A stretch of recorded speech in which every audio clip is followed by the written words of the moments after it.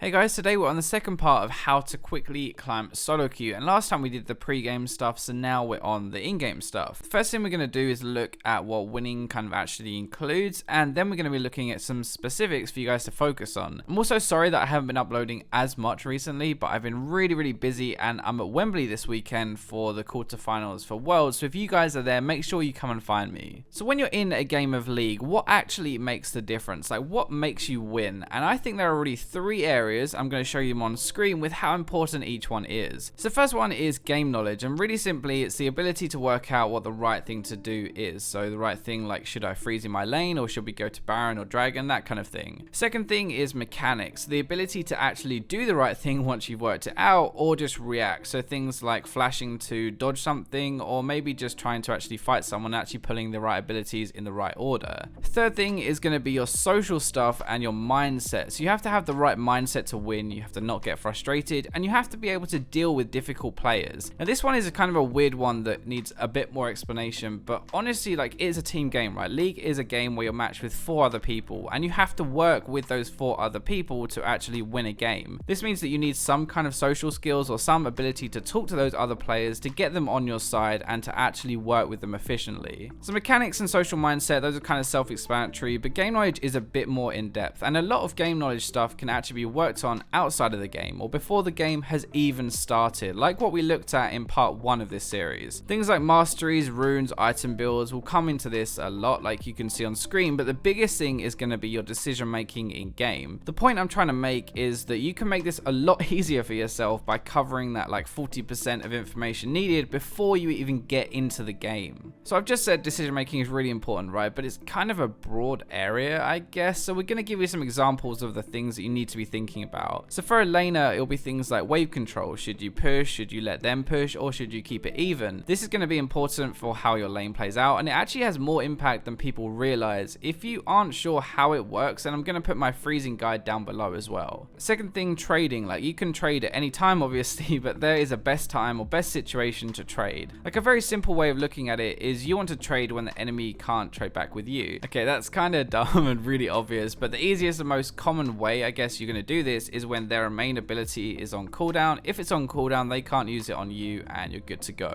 The third kind of biggest thing, I guess, for a laner would be roaming. Like, the best way to win a solo queue game has always been to get a lead in your lane and then move around the map and use that lead to affect other lanes. So those are the general kind of areas you want to focus on to win a game. You want your game knowledge, your mechanics, and your mindset. But let's go into a bit more detail about stuff that will actually help you climb really quickly. So first thing, farming. This one is pretty obvious, but you focus on farming first. It doesn't matter if you die, it doesn't matter if you kill your opponent, your farm is like your safety net to make sure you can always still carry a game no matter what happens early. Now if you want to climb out of whatever elo you are, whether you're bronze, you're silver, whether you're even diamond, the first step is always to farm better than your opponent. Now this part you probably won't believe me, and you know what, that's fine, like, you don't have to, just go into a game and try it and you'll actually see it works. Most people, especially after playing their first game, will autopilot the early lane phase and not really think about what's going on or what they're doing. This is the habit you want to break. You want to think more. It really sounds dumb, but concentrate and your farm will be so much better, while it also be able to control the wave and trade better too. Now that ties nicely into the next thing, so trading. If you want to climb quickly, then you need to make your opponent's life difficult and start winning your lane. It's like once we have our base level right with our farming, we can then start to add more on top of it to increase our chances of winning. The first one is going to be trading. So trading is the easiest way of winning your lane. You will get control, which means you farm under no pressure, you will force them to miss CS, and you might even get a kill as well. The way I try and put this is, like, farm should really come first, but every time you aren't having to use an auto for CS, then you should really be looking at if you can trade or if you can pressure your opponent. So next thing, game plan. Have some kind of early cheese ready or an idea of what you want to do in the game. Now, I'm going to give you 2 examples. Actually, I'm going to give you 3 because I love to spoil you guys. So bot lane, push and get level 2 first so you can go really aggressive and get a kill. And this is so easy to set up. Just tell your support before your lane starts so you are both ready to go.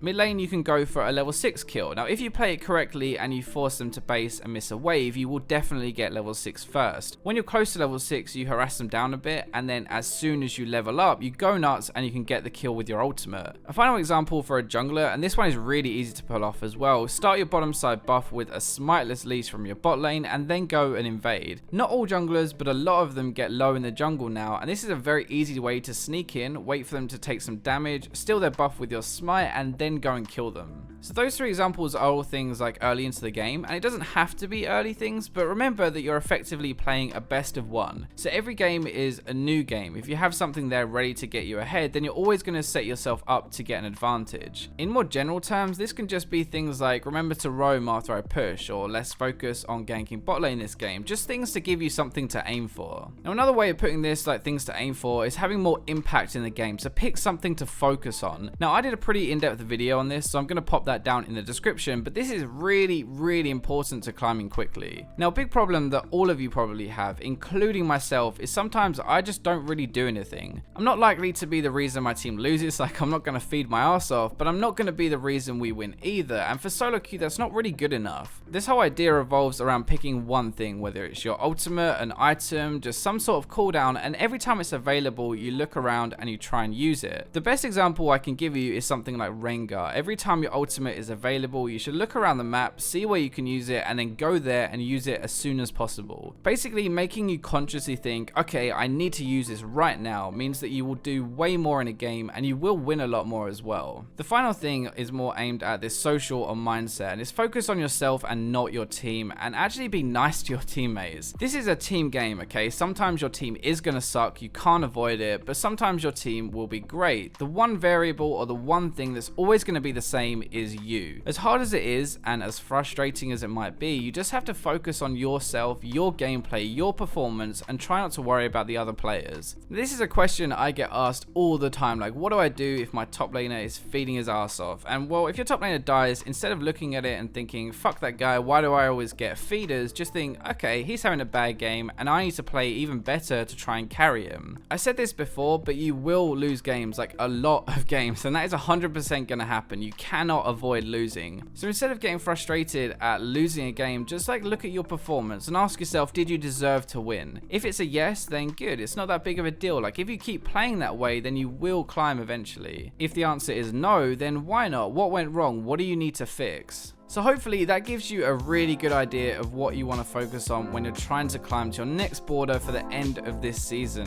And I hope you guys enjoyed the video. If you did, remember to like and subscribe. And as always, I'll catch you in my next video.